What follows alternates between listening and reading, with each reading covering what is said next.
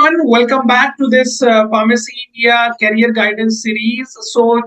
जैसा कि आप लोगों से वादा किया था कि इस सीरीज के तहत हम लोग डिफरेंट फील्ड्स के एक्सपर्टीज के साथ मुलाकात करने वाले हैं और आप तक जो जरूरी इंफॉर्मेशन है regarding different scopes of pharma वो आपको यहाँ पर हम लोग देने की कोशिश करेंगे। आज इसी सीरीज के साथ हमारे साथ जुड़े हैं सिद्धांत Mishra sir. He is assistant manager in Cipla from Gorakhpur headquarter. So I welcome you, Siddhant Mishra sir, for coming and sharing your views on the marketing, जो कि एक बहुत बड़ा, मैं कहूंगा नॉर्मल सा बच्चे के दिमाग में एक बहुत बड़ा क्वेश्चन है मार्केटिंग को लेकर। आप सबसे पहले एक छोटा सा इंट्रोडक्शन आप अपना अगर बच्चों को बताएं या जो भी आप लोगों को देख रहा है आप उनको इंट्रोडक्शन दें।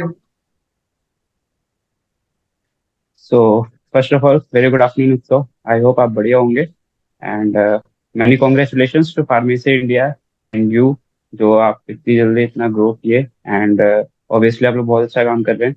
जो हमें एक लैक होता था कि कहीं ना कहीं गाइडेंस में लैक है, वो लैक आप पूरा कर रहे हैं आजकल के स्टूडेंट्स में। So congratulations and keep doing this. So myself Siddhant Mishra and I belongs to Gorakhpur and as you all know that Usso and me were colleagues in the Krishna Institute of Engineering and Technology. तो अपने बारे में थोड़ा सा introduction यही है कि अपना कॉलेज खत्म हुआ उसके बाद मैं मार्केटिंग में ही चला गया। मार्केटिंग लाइन मैंने चूज करी है and that was my will. इसके पीछे के रीजंस मैं आपको आगे बताता हूँ, बट फॉर अ शॉर्ट मेरा करियर स्टार्ट हुआ था अरिस्टो फार्मास्यूटिकल्स में एज अ मेडिकल रिप्रेजेंटेटिव। उसके बाद मुझे मौका मिला मर्क ज्वाइन करने का। तो मर्क एक बहुत ही बड़ी मल्टीनेशनल कंपनी है, अगर रिनाउंड एमएनसी। तो उसमें मैंने 3 साल अपने दिया। देन मुझे अपॉर्चुनिटी मिला सिप्ला के साथ काम करने का, जो कि एक इंडियन हाउस है और इंडिया में सबसे बड़ा हाउस है एक तरह से कह सकते हैं आप मेडिसिन में। तो वहाँ मैंने ज्वाइन किया रेस्पिरेटरी डिवीजन में एंड अभी मैं कैरी ऑन कर रहा हूँ सेम में। सर मेरा एक क्वेश्चन आपके साथ ये है, हाउस द एक्सपीरियंस, बिकॉज एक ऐसा वर्ड है ये मार्केटिंग, जैसे स्टूडेंट्स इससे बचते हैं, मतलब कि मैं नहीं करना चाहता, पर इसमें एक अच्छा करियर कैसे बनाया जा सकता है और इसमें कैसे ग्रो किया जा सकता है? देखिए, जहाँ तक मुझे लगता है कि अभी तक जो मेरा एक्सपीरियंस रहा है ना, उसमें तो मार्केटिंग सिर्फ दो तरह के लोग चूज करते हैं। पहले वो लोग होते हैं जिनको वो चीज पसंद होती है, लोगों से मिलना जुलना, एक छत के नीचे वो काम नहीं कर सकते, हमेशा नए इंटरेक्शंस। तो ये फील्ड को पसंद करने वाले एक तरह के लोग होते हैं। और दूसरे वो लोग होते हैं जो हर जगह से हार जाते हैं, उन्हें जॉब कहीं ना कहीं लैक कर जाते हैं किसी न किसी चीज में।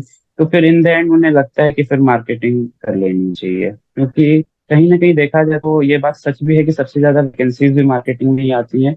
और आती हर जगह है, पता मार्केटिंग ज्यादा चल पाती है, बिकॉज ये ऐसा प्रोफेशन है जिसमें आप हमेशा लोगों से जुड़े हुए होते हो।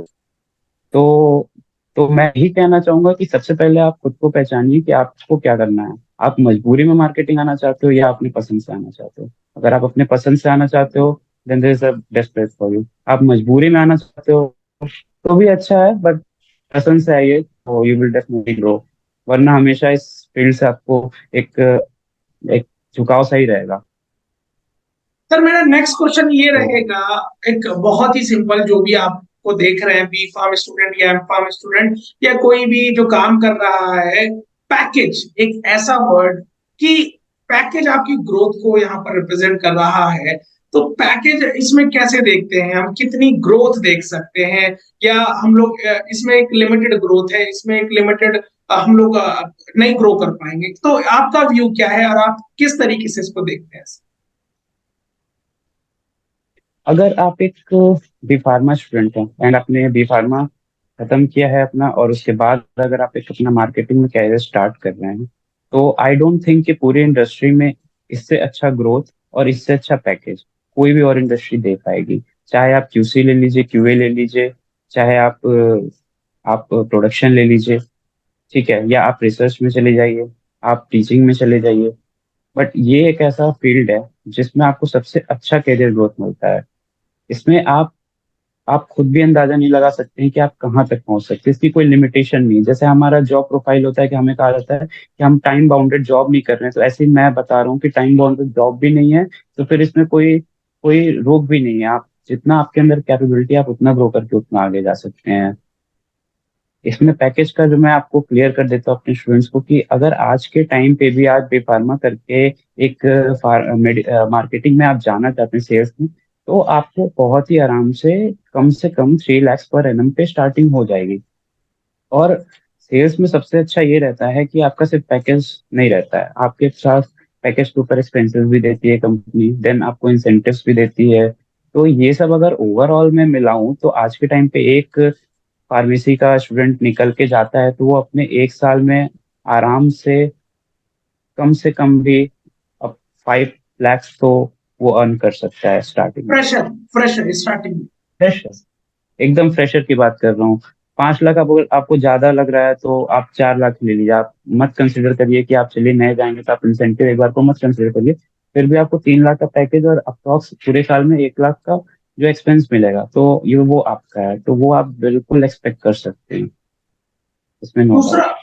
दूसरा सर मेरा ये क्वेश्चन है, एक बी फार्मा स्टूडेंट अगर मार्केटिंग में आना चाह रहा है, अच्छा ग्रोथ पाना चाह रहा है, सो ड्यूरिंग बी फार्मा अगर उसने पहले ही सोच लिया कि मुझे मार्केटिंग में जाना है और अच्छा पैकेज पाना है, सो ड्यूरिंग बी फार्मा अपने अंदर ऐसी क्या स्किल्स को डेवलप करे जो उसको मार्केटिंग की जॉब अच्छे पैकेज पर पाने में मदद करेगी?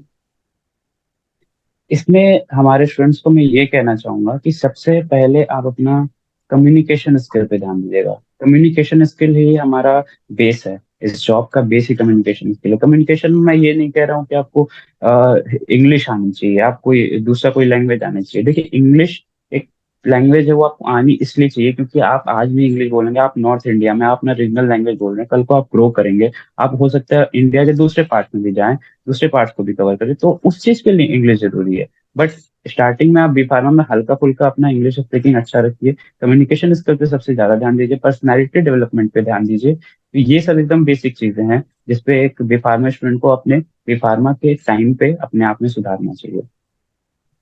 सर एक और क्वेश्चन मेरा यहाँ पर ये रहेगा, एक होता है टारगेट सर, कि वाकई टारगेट का प्रेशर रहता है, और प्रेशर रहता है तो उसको कैसे अचीव करते हैं? मतलब जैसे एक मार्केटिंग वाला वर्ड हो जाता है कि कंपनीज प्रेशर डालती हैं कि टारगेट कंप्लीट कीजिए, कुछ ऐसा माहौल रहता है क्या?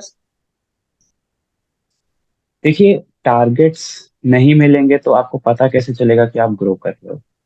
तो targets is a part. Target होना ना होना वो आपके काम का एक आउटकम है। टारगेट आपको करना नहीं होता है। आप अगर अपना ये काम ही करेंगे तो target is just a by product of your work. अब लोगों बच्चों की क्या मानसिकता हो जाती है कि हम वो सिर्फ उन्हें दिख जाता है कि पहले टारगेट आ गया इससे देखते हैं। नहीं, पहले आप अपना काम सीखिए। आप काम अच्छे से करेंगे, देन आपको टारगेट का कोई वरी ही नहीं करना रहेगा, क्योंकि वो तो एक बाई प्रोडक्ट है ना, वो तो होगा ही होगा। लेकिन आप सीधे आप बाई प्रोडक्ट के लिए ही झुक जाएंगे तो फिर आपको हमेशा दिक्कत आएगी। टारगेट्स होते हैं और टारगेट्स होना अच्छी बात भी, होना भी चाहिए। इससे आपको ग्रो करने का मौका मिलता है, इससे आपको आपके और आपके कलीग्स को, आपके ऑफिस में, आपके कंपनी को पता चलता है कि हाँ, how much talented are you, आपको कितना और आगे ले जाना चाहिए। तो दैट्स अ गुड थिंग। उसको गलत नजरों से नहीं देखना चाहिए। एंड उसका प्रेशर, ऑब्वियस सी बात है, हर फील्ड में प्रेशर होता है जॉब का। कोई भी ऐसा सिंगल फील्ड नहीं है आज के टाइम पे। एक आईआईटीएन भी अगर जाके और आईटी की जॉब कर रहा है एंड 50 लाख का उसका एनुअल पैकेज है, आप उससे पूछिएगा, प्रेशर उसके ऊपर भी बहुत रहेगा। तो प्रेशर तो नहीं रहेगा तो फिर मजा भी नहीं आएगा ना लाइफ में। बट इतना नहीं होता है जितना लोगों ने मानसिकता बना रखी है। बहुत लोग कर रहे हैं और सब करते हैं।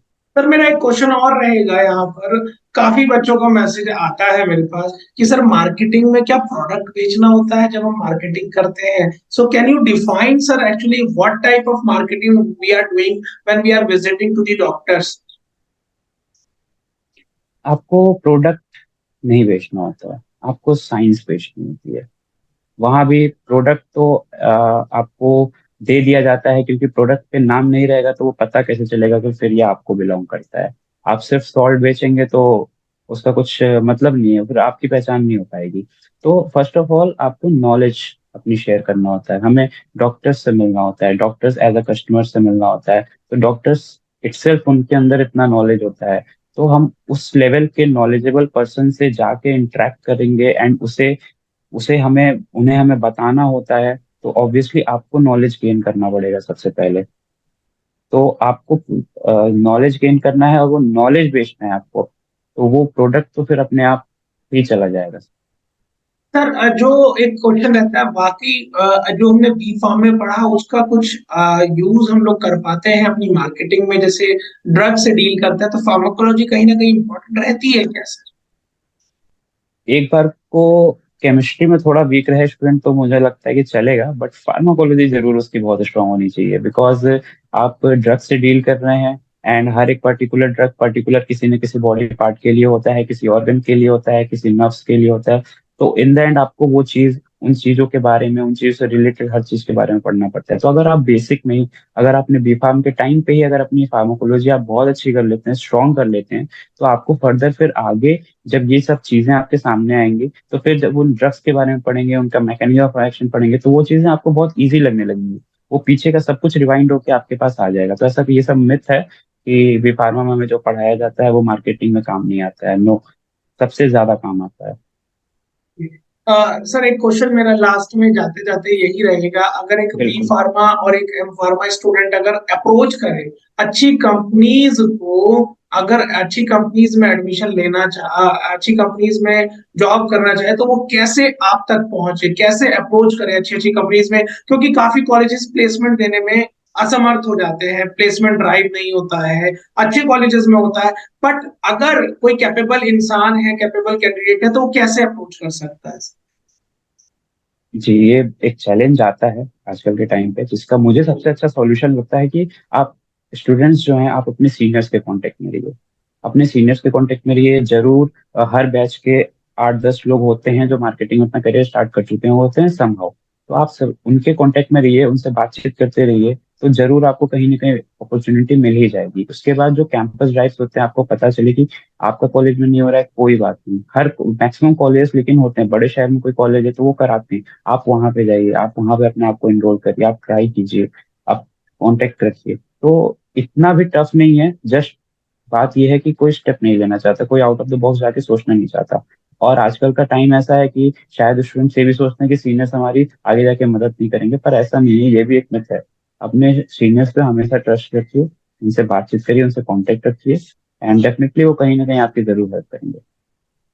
सर एक लास्ट में मैं आपसे एक मैसेज चाहूंगा बच्चों के लिए, क्योंकि ये वीडियो और ये जो सेशन कराने का मेन मकसद ये रहा है कि मार्केटिंग का जो मिथ है स्टूडेंट्स के दिमाग में, वो एक बहुत गलत इम्पैक्ट के थ्रू पड़ा हुआ है। जितने हम लोग जितने बच्चों से इंटरेक्ट करते हैं, they do not want to enter in the marketing segment because they find कि उसमें कुछ ना कुछ गलत है।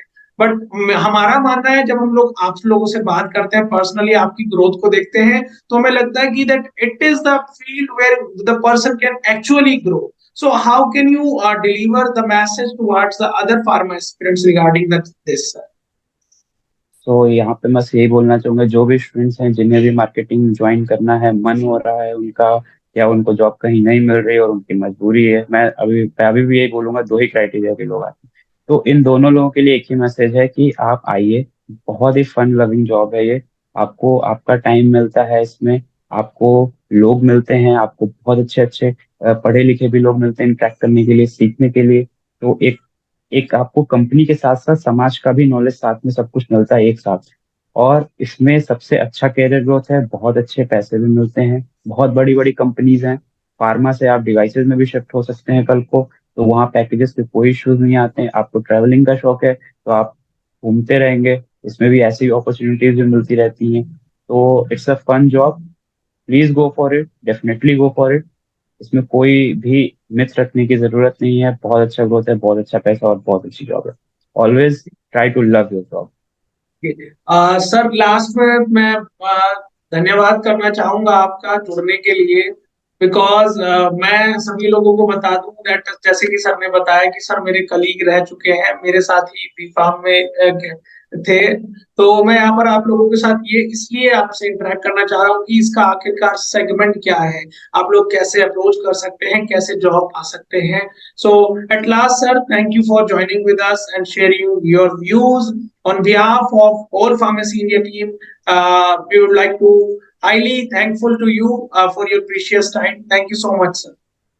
No actually I am thankful for Pharmacy India कि मुझे अपॉर्चुनिटी प्रोवाइड करी कि मैं अपना शेयर कर सकूं। एंड कहीं ना कहीं मैं चाहता था कि हाँ मैं भी शेयर करूं अपनी चीजें, ये मिथ्स हैं अगर स्टूडेंट्स के मन में तो वो दूर हों, ताकि उन्हें कल को कैरियर के लेके चिंता ना हो बिल्कुल। तो thank you so much pharmacy India Thank for you. Having me on this platform and Thank you so keep much. Growing. Thank you. Thank you.